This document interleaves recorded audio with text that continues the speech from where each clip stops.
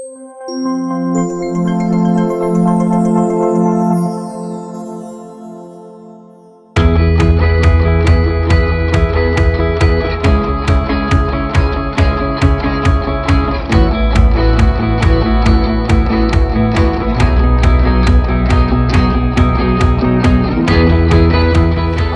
this opportunity to thank each and every one of you for taking the time out of your busy schedule to come here and listen to me talk about the trials and tribulations of our business and the successes that followed along. I would also like to thank Service Credit Union for the opportunity to be part of this business circle and for organizing this fantastic event. I would also like to say that I've enjoyed thoroughly working with Service through this process, and I look forward to continuing working with these relationships. 360 Electrical is a full-scope progressive electrical contracting firm offering complete electrical, AV, and automation services within the residential and light commercial projects. When I started 360, one of my key drivers was to provide a holistic approach to the wired services included in the residential and light commercial projects, a market that I had a genuine interest in serving. I saw an opportunity to diversify and separate ourselves from at the time when we started, there was 350 electrical contractors in the city of Calgary, and now there's over 650. And that's not including the trunk slammers that we're surrounded by. I can say that. I wanted to move away from the utilitarian approach and the utilitarian mindset of our industry, and that being the plugs and switches and selling pieces and parts. I was more interested in providing a tangible solution, and I think that that's important. I wanted to give customers the opportunity to hire a contractor to manage the entire electrical installation from the start to finish. How nice would it be to deal with one point of contact and one cost center to manage all of the wired services? In essence, eliminating the conflict of communication between the subtrades. And in the past, we've been involved in projects where we have worked solely as the automation company or the electrical, and managing the different layers of, well, what I call is egos amongst the trades. And it's very difficult to manage that. And by providing the holistic approach, we only have to manage our own egos and providing that full-scale service. As an electrical contractor, we're typically the first ones on site, installing temporary services and arranging temporary power. And the last ones to leave, in our case, is basically finalizing programming and keypad engravings and adjusting cameras. Once I understood where I wanted to go, I then set off to get up to speed on the technological advancements in our industry. On the electrical side, I needed to fully understand the lighting industry, and mostly the LED world, the LED market, and being able to decipher between the good and the bad product and all of their intricacies. I had a mission to become the trusted expert, and I think that that was my mission from the beginning. I knew that one of the biggest challenges that we were going to be faced with, and still today is one of our biggest challenges, is dimming and controlling the LED world, and it still continues to create problems with us. But understanding the product and how to manage that, it gave us the ability to be able to provide that service. On the AV side and lighting control side, I found that the market was absolutely flooded with different services and different gadgets that you could buy from the big box store. And we had to sift through all of that noise to be able to come up with a recipe that actually worked with us and to be able to provide to the end user. We had to basically narrow down our line cards, so our product offerings, so that we could be comfortable that the products that we used weren't going to fail. I quickly realized that there was no way that I could effectively learn and stay on top of all of these new emerging technologies. That's when I realized that I had to hire the right people to help me build the high-tech side of my business. Having the ability to educate and to communicate with customers and contractors on the services and the technologies that we have and that we're able to provide is absolutely paramount. I believe that this to be key to establishing trust, credibility, and respect within the industry. When dealing in the residential market, building a new home or working on an extensive renovation, it is a stressful time for homeowners. and it is important to be cognizant that they are making some emotional purchases and emotional decisions. I found myself in several situations over the years where I've been the mediator for the couples. And just wait. To help them make the decisions in the process of their product selection. Lighting is often a point of contention for people because there's so many options and variations. If I think back, there was a couple I was working with a few years ago, and we were in the rough-in stage, and they needed to make some product selection and pot light selections, and they couldn't come up with their decision. So I was put in a very awkward position. The missus, I will call her, turned to me and said, "Andy, you are the swing vote here. Choose wisely." Of course I did. Happy wife, happy life. And we decided to go with the round, warm white pot lights, not the square, cool white. As a small business owner, it is not easy to run and manage all the facets of the business. But if you want to be successful, you have to do it. I call it wearing every hat. I wear several hats. I'm quoting, I'm estimating, business development, marketing, and these are just to name a few. I also had to learn how to effectively use Microsoft Excel. Turns out that it's actually a great life tool. Spreadsheets. This is why it was imperative for me to surround myself with like-minded people that can see and trust my vision. And at that point, I'm able to share the hats, and I distribute them fairly evenly. I've always said every good leader is surrounded with good people, and that's not by luck. That is something that is manifested. You create that, and I think that it's very important. My wife and I always described one of our top business goals as being able to provide meaningful employment for people. And by that is the ability to purchase a home, go on vacation, have a car, being contributing members of society. And I think that that is very important. And that was one of the things that drove us to get to this point. Now that I've shared my thoughts on the single most important small business concept, having and pursuing your vision, I now want to discuss what I believe are the three key components and factors to executing on this vision. First, your employees. Your staff will either allow you to grow your business or they will hinder your success. So when recruiting a new staff member, it is important to be clear and concise on your expectation and on the business needs and the direction. It is also important to have a team of people that can perform critical functions for your business. And if you don't have that, you don't have a business. You merely have a concept. You have to be able to provide that to your end user. One of the lines that I often use with my staff or even in an interview is, "I cannot pay you to care or to apply yourself.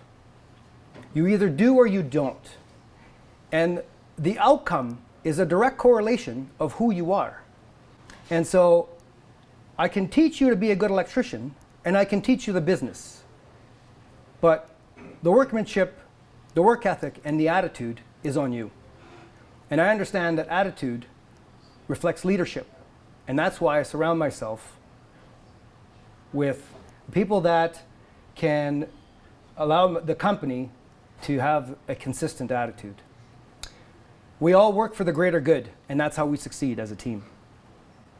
For those of you who know me, you know that I'm very passionate about my business and what it represents. You also know that I'm very thrilled that I have a fantastic team that I'm surrounded with, that have my back, and that are cognizant of the success of the business. It's not just a paycheck.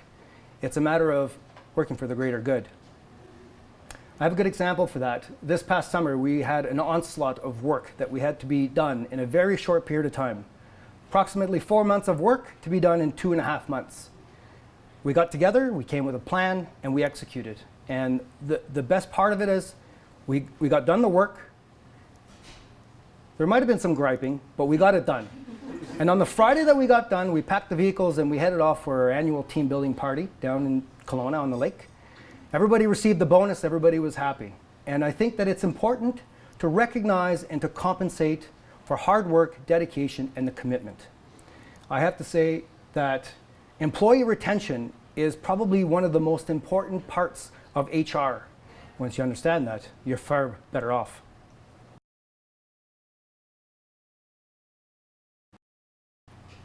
I want to point out that one of the main reasons why I went into business was because I had a great mentor and a business partner, my wife, Megan. She played a pivotal role in getting the business off the ground and is one of the reasons why the business is successful today. She was completing her MBA and her CMA, and in her spare time,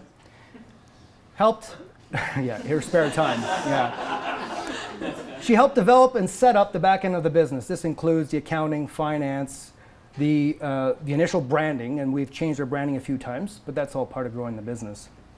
And played an integral role in the growth of the business and a strong backbone to support future growth. One of the things that is important as well is to stay on top of your government compliance, and that's paying your taxes and your GST and making sure that your payroll remittance and all of these things are paid. And I think that this is one of the areas where a lot of small businesses fail, because they take the shoebox, throw all the receipts in there, and they put the shoebox away. And then they don't open the shoebox anymore. And eventually the CRA comes knocking at the door and the business flops. I've seen it many times. Understanding job cost, including labor cost, material cost, and one of the ones that is overlooked is operating cost, including WCB, insurance, rent, name it, vehicles, fuel, team building. All of these things are very important factors, and they need to be accounted for. One of the things that new business owners struggle with is the word profit. Profit is not a swear word. Profit is a necessity. And I think if you are a business, you need to be profitable. And one of the things that I say to people that challenge my pricing or that question how much I charge is, if I cannot be profitable, I will not be here long term to provide the services that you're expecting me to provide for you long term. And I don't sell on price, I sell on the service. And I think that that is very important. People, it's not about the meats and potatoes and the plugs and switches and how much are you charging me for this, is what are you able to do for me? And what stresses are you able to alleviate from the barrage of things that you have to deal with on a daily basis? Last but not least, in the column number 2, having a great relationship with your financial institution that understands small business needs is absolutely critical. When I started the business, I was with a larger bank for approximately 3 years, and I was with them for probably 20 years prior to that. When I reached the point where I required more working capital to help grow the business to the next level, I approached this bank and I said, you need to help me out. I need another extension to my line of credit. Please give me some working capital. I need to grow the business. They said, we'll look into it. 3 months later, and after hounding them week after week, they replied to me and said, I'm sorry, Mr. Riopel, but your finances are not good enough to increase your line of credit. But wait, there's more. We're willing to give you a credit card with a $15,000 balance. And that way there you can pay for your incidentals and your daily expenses. Wow, that's fantastic. You're going to do that for me? That day I went shopping for another bank. I did. And the first one to reply to my request was Service Credit Union. I met with Casey and Helen that week actually, and I had a discussion with them. I explained to them where I was going, and expressed that we needed some working capital to build a business. Help me help you. In a short period of time, I think 3 weeks, I was provided with an offer that was higher than what I had asked the other bank for, which was pretty good, helped us grow the business. And I instantly signed a deal. It felt like a deal. Opened up an account. I gave her toonie for my common shares. I got accounted for that. And I turned around and I went to the other bank and I closed my accounts. Draft check, please. Thank you. So it's very important to have a good relationship with your finance institution.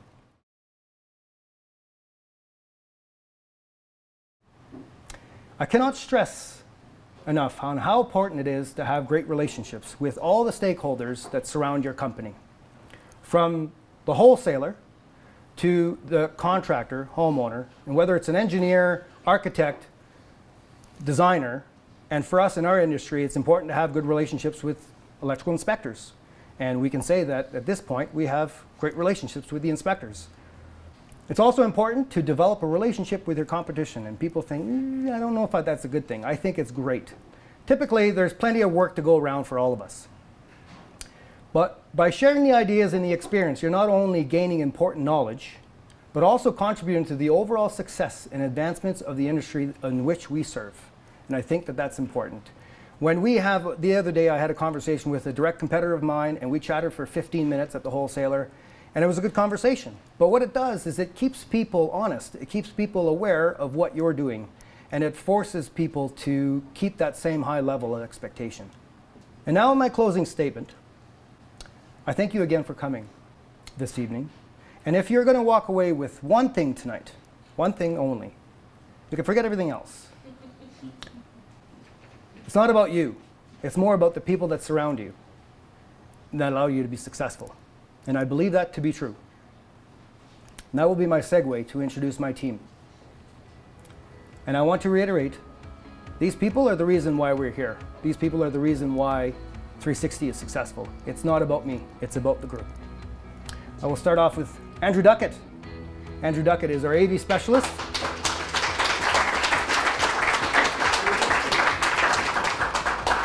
Sure, you can come on up. Okay. I'll invite myself. Sure. Thank you. Can I get a stool? Can I get a chair? Oh, you stay here.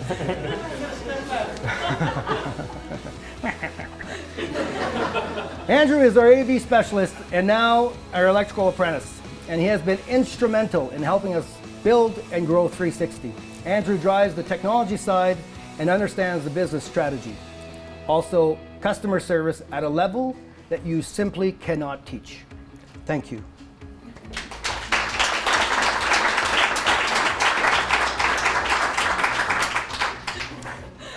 Next one, Shane Finnegan.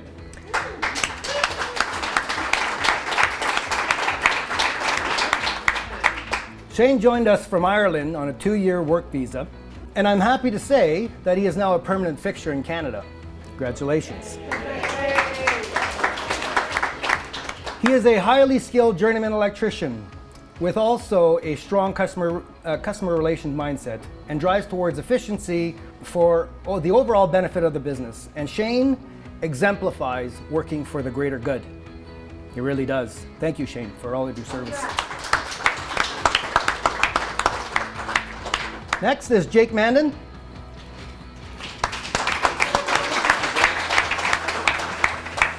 Jake Mandan is the newest member to our team and is a journeyman electrician who has quickly proven himself with his technical skill set, relationship skills, and ability to naturally fit within our team. Jake delivers a meticulous final product and is someone that I can easily describe as a talented craftsman.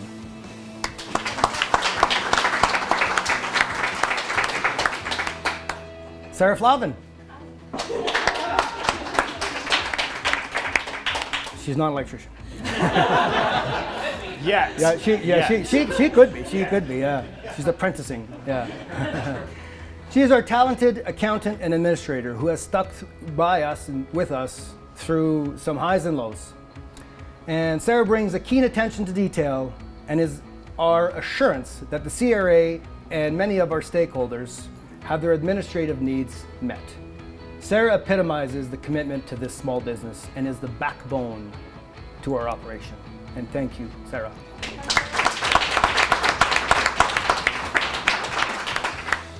Last but not least, finally, my wife, Megan Riopel. As I mentioned earlier, that this business would not exist without her mentorship and her entrepreneurial drive. Thank you. After pursuing her career, she remains my trusted business coach. And thank you.